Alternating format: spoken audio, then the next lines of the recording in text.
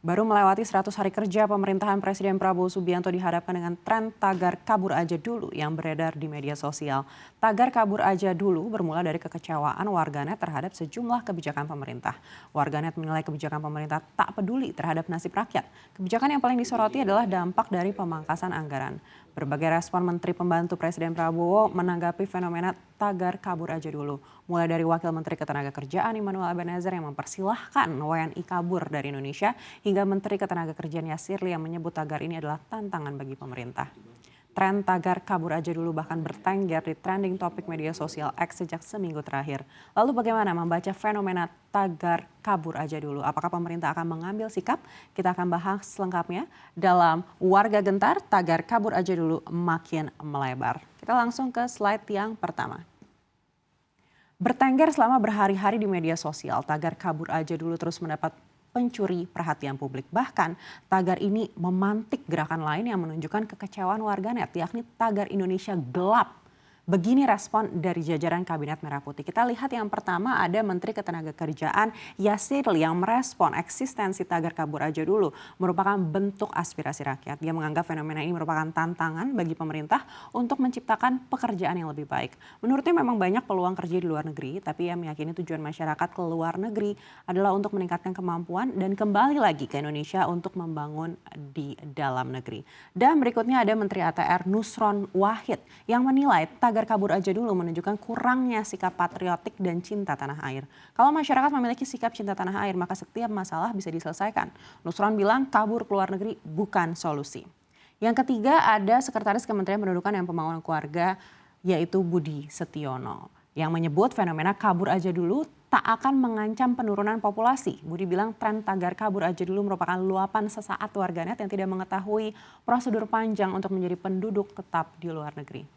Dan yang berikutnya ada Menteri Perlindungan Pekerja Migran Indonesia Abdul Karding. Karding justru merespon tren kabur aja dulu sebagai hal positif. Karding mendorong masyarakat meningkatkan kemampuannya sebelum memilih bekerja di luar negeri.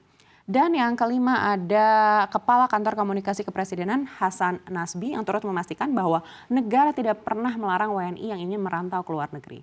Lalu juga ada Wakil Menteri Pariwisata Niluh Enik yang merespon dengan meminta masyarakat kaburnya di dalam negeri saja. Dan terakhir ada Wakil Menteri Ketenagakerjaan Immanuel Ebenezer yang mengaku tak masalah dengan tagar kabur aja dulu. Dia justru mempersilahkan WNI yang ingin pergi dari Indonesia dan meminta untuk tidak kembali lagi. Lalu apa yang sebenarnya terjadi di balik fenomena tagar kabur aja dulu? Kita akan bahas di slide berikutnya. Sejak akhir tahun lalu, nasib kelas menengah yang semakin terhimpit terus ramai dibahas. Mulai dari polemik kebijakan PPN 12%, tabungan perumahan rakyat atau TAPERA, kenaikan harga berbagai kebutuhan hingga sulitnya mencari pekerjaan. Kemunculan tagar kabur aja dulu ini merupakan kekecewaan kelompok usia produktif terhadap negara yang dinilai tidak mampu memberikan jaminan hidup layak. Tapi terus menambahkan beban pajak. Kita mengenal istilah generasi sandwich, yakni generasi yang tidak hanya memenuhi kebutuhan pribadi, tapi juga harus menanggung beban orang tua atau keluarga lainnya. Beban ekonomi ini menjadi salah satu alasan kabur aja dulu untuk mencari penghasilan yang lebih layak di luar negeri. Badan Pusat Statistik atau BPS mencatat kelas menengah adalah mereka yang memiliki tingkat pengeluaran sebesar 2,04 juta rupiah hingga 9,9 juta rupiah. Tapi proporsi kelas menengah terus menyusut dalam periode 5 tahun terakhir. Kemungkinan ada dua, naik kelas atau turun kelas. Masalahnya proporsi kelas atas ini hampir stagnan, yakni 0,46% di tahun 2019. Sedangkan di tahun 2023 hanya 0,49%.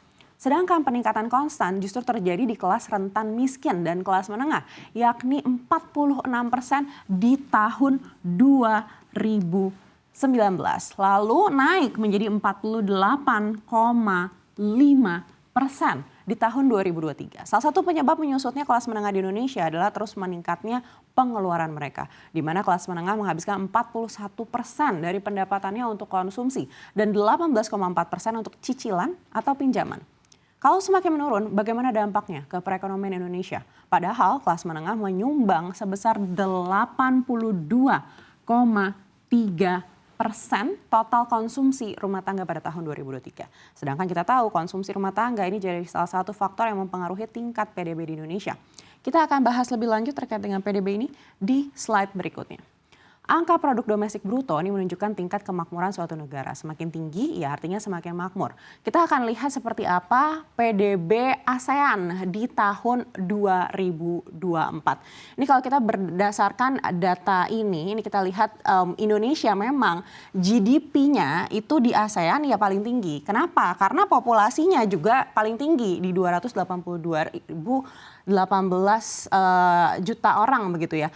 Tapi kalau akhirnya kita bagi menjadi GDP nominal per kapita, kita lihat angkanya.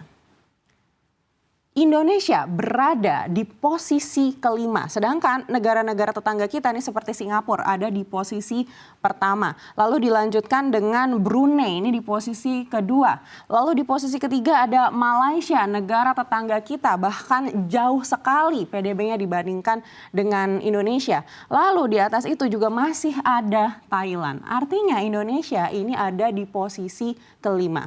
Dan PDB Indonesia jauh dari Malaysia. Kalau kita lihat ini sebenarnya negara-negara lain seperti Vietnam salah satunya ini juga masih berada di bawah Indonesia ya di 4.711, maksud kami 4.711.000 begitu ya. Tapi Vietnam yang dikenal sebagai macan ekonomi baru di kawasan ASEAN ini memiliki PDB yang hanya berbeda $300 Amerika Serikat dengan PDB Indonesia. Indonesia harus memasang alarm peringatan. Bisa saja dalam waktu beberapa tahun ke depan ini Vietnam menyusul Indonesia. Apalagi di tengah isu makin menyusutnya kelas menengah di Indonesia. Kalau benar-benar mengikuti tren kabur aja dulu ke luar negeri. Lalu apa kata Serikat Pekerja terkait dengan fenomena ini? Kita cek slide berikutnya. Presiden Konfederasi Serikat Pekerja Indonesia Said Iqbal ini menyebut tren tagar kabur aja dulu merupakan bentuk kekecewaan masyarakat ke pemerintah untuk membenahi masalah lapangan kerja dengan kondisi perekonomian yang ada saat ini. KSPI menilai negara harus menyediakan lapangan kerja yang baik, salah satunya dengan menghadirkan bursa tenaga kerja. Bukan hanya diwajibkan membayar pajak, tapi dibarengi dengan ketersediaan lapangan kerja yang juga memadai. Jika tingkat pengangguran ini menurun, maka beban APBN untuk perlindungan sosial juga menurun. Selain itu tagar kabur aja dulu ini jadi wujud kekecewaan kaum muda yang juga mengenyam pendidikan yang mahal. Capek belajar tapi lapangan kerja tipis. Lalu bagaimana respon dunia internasional terkait dengan tren kabur aja dulu? Kita akan cek slide berikutnya lagi. Salah satu media asing, South China Morning Post, mengungkap anak muda Indonesia menyuarakan keinginan untuk merantau ke luar negeri. Pendiri media Kernela Indonesia, Ismail Fahmi, menyebut faktor pendorong tren kabur aja dulu adalah faktor ekonomi, ketidakadilan sosial, dan juga harapan masa depan yang lebih baik. Di media sosial X, pengguna berbagi kelebihan dan juga kekurangan hidup di luar negeri. Pengguna X, Hafiza Anissa, mengaku muak dengan masalah Indonesia, tapi tetap mencintai alam, makanan, cuaca, dan juga budaya negara Indonesia.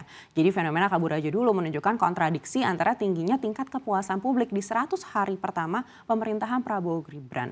Realitanya, sentimen yang berkembang menunjukkan ketidakpuasan yang signifikan. Ada beberapa plus minus bagi kalian yang mungkin mau kabur aja dulu. Kita akan coba lihat plusnya terlebih dahulu. Mungkin plusnya itu yang pertama ya jelas ya pendapatan yang mungkin lebih besar. Tidak terkena dampak kebijakan yang dinilai blunder ada di dalam negeri. Dan juga mungkin akan lebih banyak lagi relasi dan juga pengalaman bekerja di luar negeri. Tapi jangan lupakan minusnya juga. Kompetisi di sana itu mungkin juga lebih tinggi begitu. Kita harus bersaing dengan warga lokal dan juga warga-warga lain yang sudah menetap di sana. Yang kedua, belum tentu juga kita bisa mendapatkan pekerjaan yang layak, apalagi kalau memang berasal dari kelas menengah yang ada di dalam negeri begitu. Berikutnya, biaya hidup yang tinggi. Nah, ini juga cukup kontroversial karena banyak yang menganggap hidup di Jakarta ini juga kosnya juga sama dengan hidup di luar negeri, tapi mungkin untuk di daerah-daerah lain relatif lebih rendah. Yang keempat adalah jauh dari keluarga. Jadi jangan lupakan teman-teman yang mau kabur aja dulu mungkin nanti akan merasa homesick begitu ya. Dan yang kelima adalah rasisme. Ingat teman-teman, banyak sekali warga, terutama warga kulit putih begitu ya, ini yang menganggap warga ASEAN itu adalah kelas yang mungkin di bawah mereka begitu, sehingga aksi rasisme ini mungkin saja akan dirasakan oleh teman-teman yang pindah ke luar negeri. Dan meski tagar kabur aja dulu ini masih berupa diskusi daring, pemerintah harus segera bertindak untuk meyakinkan generasi muda Indonesia agar tidak benar-benar kabur. Kita lihat nanti upayanya seperti apa.